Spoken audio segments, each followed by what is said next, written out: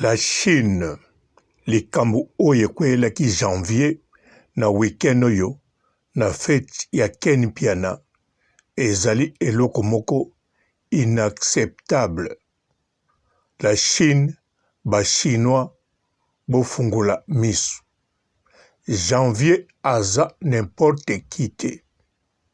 Janvier azali na importance na influence makasi na niveau ya media. Bobosana te avanda na Karine. Kovanda na Karine. Kolala ndaku moko na Karine. Okozala na importance na influence moko ya makasi. Ndenge ba disciple ya Yesu tilelo baza na influence makasi. Mbote ba papa, ba mama, bandeko.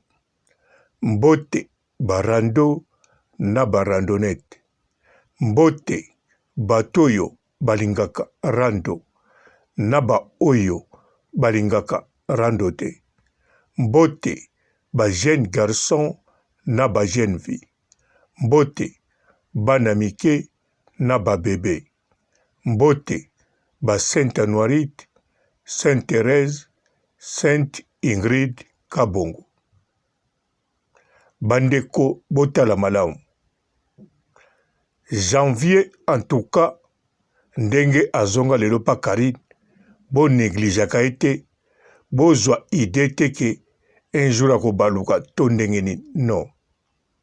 Botiaka ye mpe ndenge moko te na bato mosusu. Tout simplement soki botali bien Janvier aza n'influence makasi. Même koleka ba Grâce Temo. Grâce Temo aza n'influence makasi ye pa vana na Karine. Et puis po aza mwasi. Et po aza kitoko. Mais Janvier aza mwana mobali. Aza pe na beauté comme tel te. Mais aza n'influence. Pe alobelaka Karine. Alobelaka avec force. Et puis Janvier Mangokele abetaka carrière en solo. Asalaka makambo iye moko. Asala liboso tango azalaki na Karine. Tango Karine ake asali na bato mosusu. Yakanisaki bato wana baza pe na lupemba ou bien soki basangani union fait la force mais nzoka eza bongo te. Nzoka Janvier azala bien formé na Karine ndenge ba Grâce Temo bazali. Mais sikoyo Janvier aza na maloba. Janvier ayebi koloba. Pe Janvier maloba esilaka te. En plus Janvier afréquentaka ba milliers. Ba milliers oyo kozwa ba information nyonso.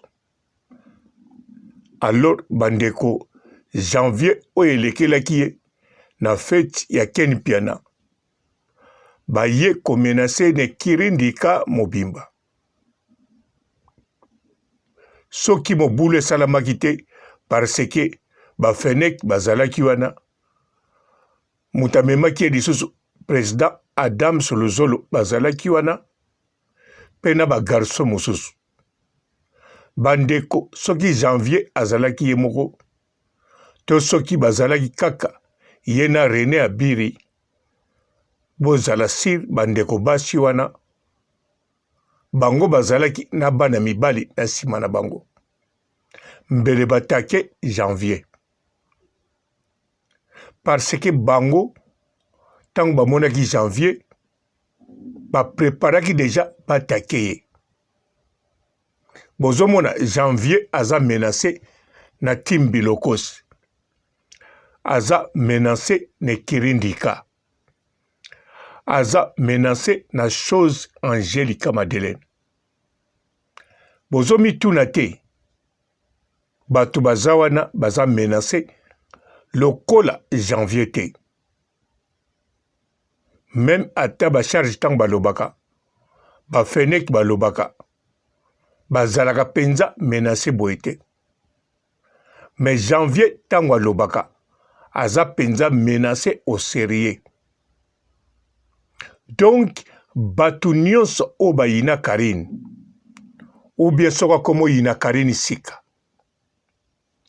Batu wana nyonso surtout oya minene o bayebana o bazana mwa bakombo na media. Bazwaka janvier ennemi ya munene ya mukete. Nazol bakisa kutu te bino moko so botali janvier azan influence to azan influence te. Azan influence makasi. Donc kotake janvier bango basantiraka neti batouche Karine. Mais kotake ba charge bamonaka batouche penza Karine te, mais batouche kaka bato balobaka pona Karine. Nayebi te soki bozo comprendre nga. Po janvier so botali bien bayambaka ye na ba chaîne ndenge bayambaka Carmen Odia. Donc janvier azana puissance. Po Carmen Odia azana équipe indika mazana puissance hein? Soko moni mutu bazo sollicito na ba chaîne bayamba yo ndenge bayambaka manike c'est que ozana puissance. C'est que janvier abetaka carrière solo yemoko bayambaka ye. Siko bazo yamba ye azolobela Karine. Alobelaka pe wata mais soto landi bien banda zonga pa Karine akoko lobe mission e bandeli ti suka alobeli wata te kaka Karine. Lobande babenga ye janvier wata ou bien janvier wata mokonzi ou bien janvier mokonzi wata.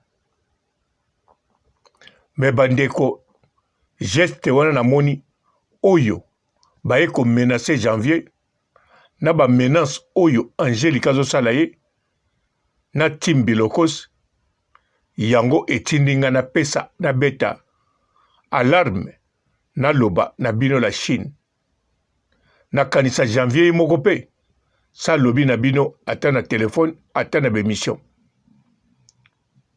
yango wana ngada eko bakisa lisusu po na moni na tali émission en tout cas et choquenga na moni Fennek Mokonzi ndenga zo protéger janvier pamba te lelo na Congo na ba charge Fennek pa tikala yemoko abetaka carrière en solo. Janvier abetaka carrière en solo. Yangwana janvier na Fennek ba protégeaka. Eza bien Fennek a protégé janvier. Janvier pe azalaka na Fennek. Eza poids, eza bien. Yangwana janvier en tout cas azana posa ya ba soutien ya ba chinois même au bazana Congo. Pambate janvier en tout cas même janvier yomoko bisikoza izalaka mayele na kotambola po batu wana bazokano na ndenga solo. Batu wana bamonaka soki batouche yo neti batouche Karine.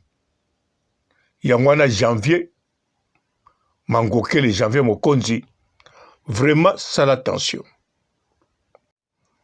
Soki pe totali bien na kati ya mariage ya Ken Penawana bato bafingaka o basala pe bemission mabe pona Tim Bilokos bazalaki wana. Ba oyo pe bazofinga ekirindika kaka mikolo yo bazalaki wana.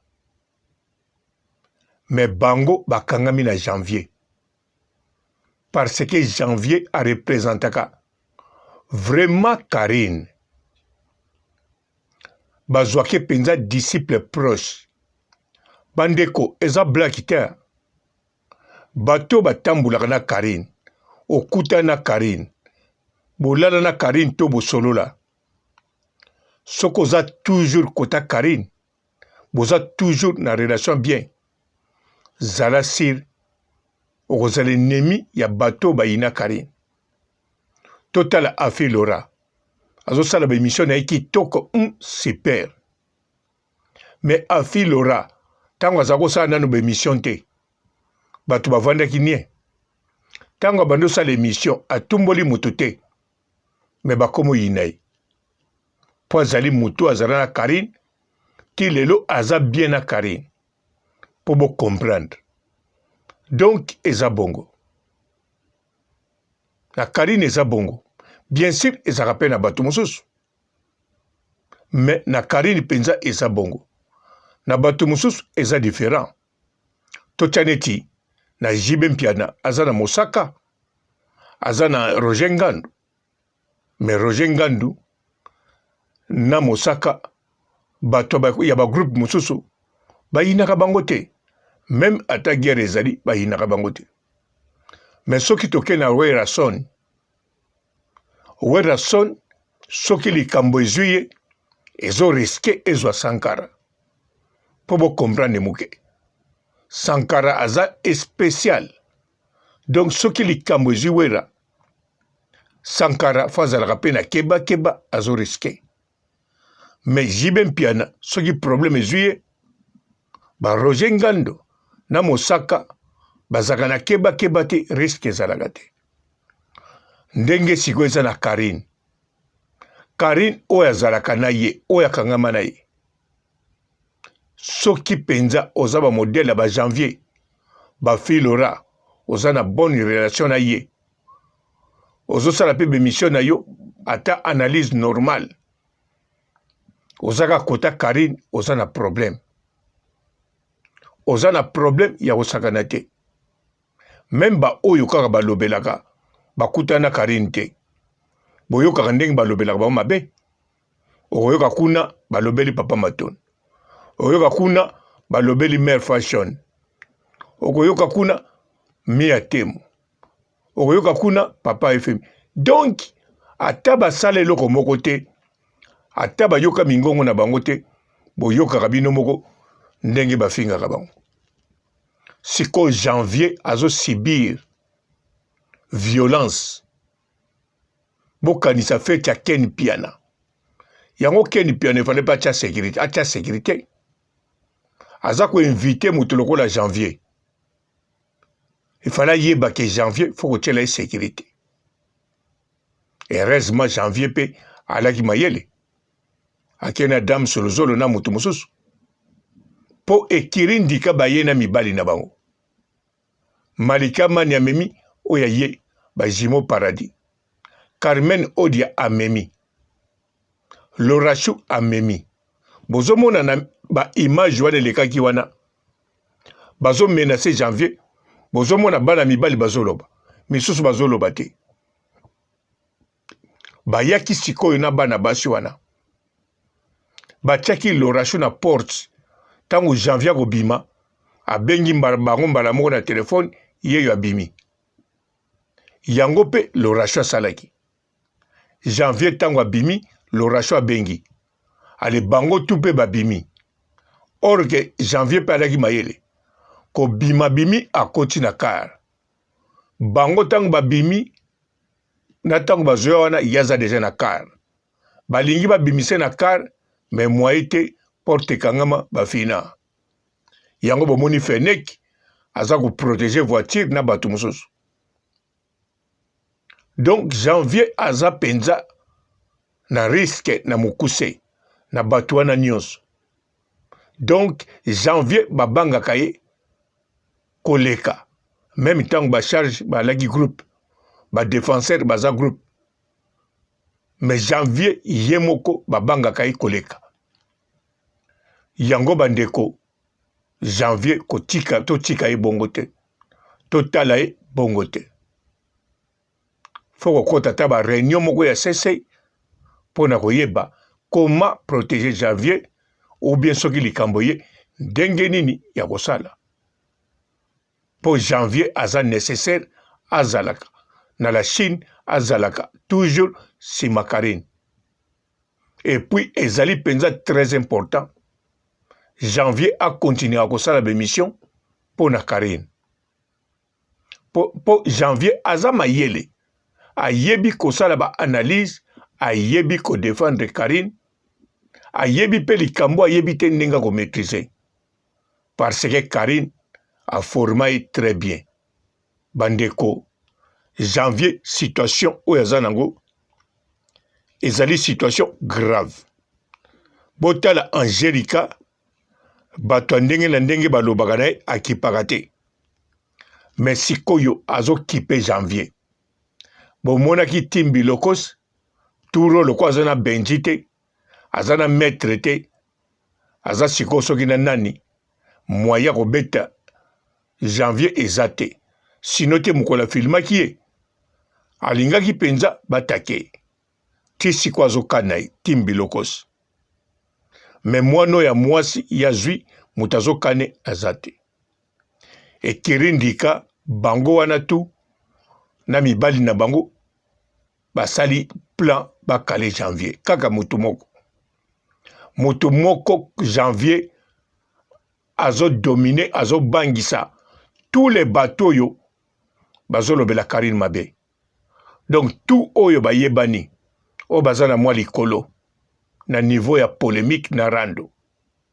Équipe Indika, Ekiri Indika, Timbi Lokos, Ekiri Soso, Ekiri Kapashula, Mwamba na Chulai, na Chulai. Donc, janvier penza, faut qu'on batte les malamu. Bande koba bolingo, likamu ya kitoko, likamu nini? Le 1er février, le 6 février, dans un forum, botu nangate soki nini, ya kitoko, yomu tolobaka, kemboka, secteur nyonso, ba okipango na bapaya. Kotoyo, ba chinois, kotoyo, bendi, kote kuna, ba pakistanais. Alors, yaka na forum, le 1er février, le 6 février 2022. Kuna, okoya na compétence na yo, okoya koloba, po makambo na yo, ekokoma, paya nani, Fati Beton.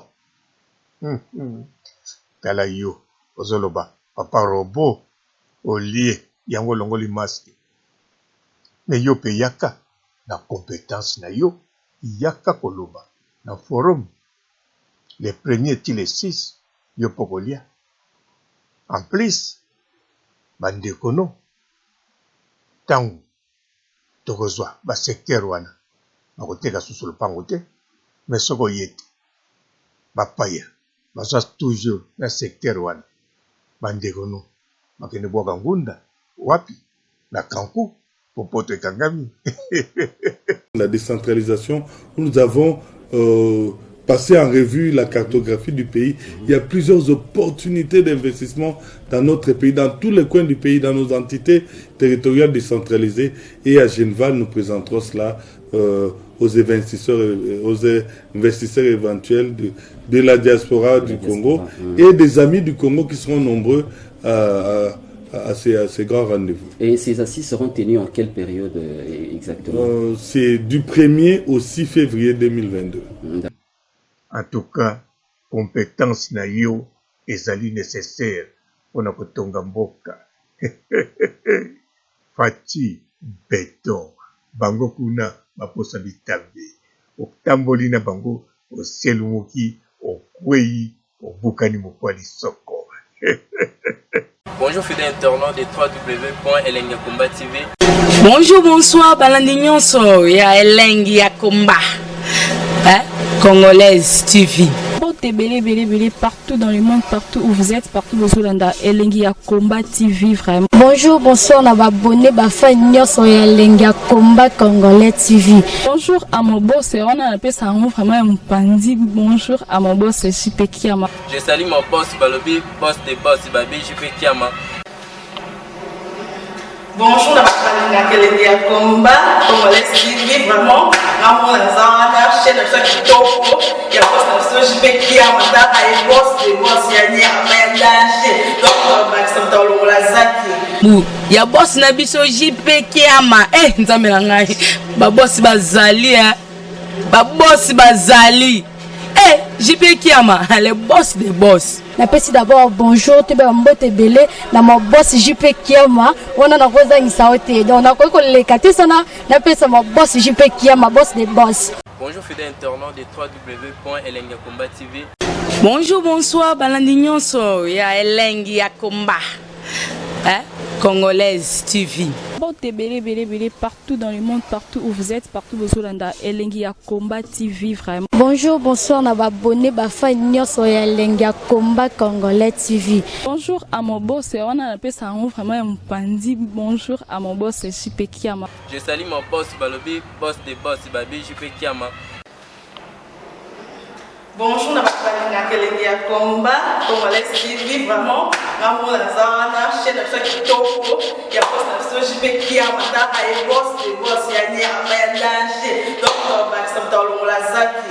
Bu ya boss na biso JP Kiama nzambe na ngai ba boss bazali ba boss bazali JP Kiama le boss des boss. Napesi d'abord bonjour, tu vas mbote belé, na mon boss JP Kiama, on a na rosa insaote. Donc na ko le katisana, napesi mon boss JP Kiama, boss des boss. Bon, belé partout dans le monde, partout où vous êtes, partout où vous êtes, Elengiakomba TV vraiment. Bonjour, bonsoir, na abonné ba fa nyonso ya Elengiakomba Congolais TV. Bonjour à mon boss, on a appelé ça vraiment un pandi. Bonjour à mon boss JP Kiama. Je salue mon boss Balobi, boss des boss Babi JP Kiama. Bonjour, na balinga Elengiakomba Congolais TV vraiment. Ngamo na zana chaîne ça qui toko ya boss na JP Kiama ta ay boss des boss ya ni ya danger. Donc ba ça tolo la zaki. Bu ya boss na biso JP Kiama nzambe na ngai ba boss bazali ba boss bazali JP Kiama le boss des boss. Napesi d'abord bonjour, tu vas mbote belé, na mon boss JP Kiama, on a na rosa insaote. Donc na ko le katisana, napesi mon boss JP Kiama, boss des boss.